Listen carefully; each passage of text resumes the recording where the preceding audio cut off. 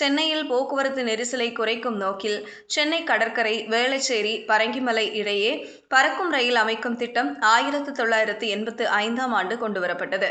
முதல் கட்டமாக 1997ஆம் ஆண்டு கடற்கரை முதல் மயிலாப்பூர் இடையே 9 கிலோமீட்டர் தொலைவுக்கு 266 கோடியில் பாதை அமைக்கப்பட்டது. இரண்டாம் கட்டமாக 877.59 கோடி ரூபாயில் மயிலாப்பூர் முதல் வேளச்சேரி வரை தொடங்கப்பட்டு கடந்த 2007ஆம் ஆண்டு முடிக்கப்பட்டது. இந்த தடத்தில் ரயில் போக்குவரத்து நடைபெற்று வருகிறது. அதனைத் தொடர்ந்து மூன்றாம் கட்டமாக 2008ஆம் ஆண்டு பரங்கிமலை, வேளச்சேரி இடையே 5 கிலோமீட்டர் தொலைவுக்கு பாதை அமைக்கும் பணி தொடங்கப்பட்டது. இதில் 4.5 கிலோமீட்டர் தூரத்திற்கு 167 தூண்களுடன் ரயில் பாதை அமைக்கப்பட்டது.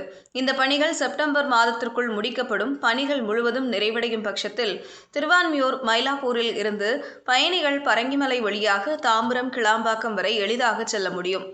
இதுபோன்ற செய்திகளை தெரிந்து கொள்ள செய்தி புனலுடன் இணைந்திருங்கள்.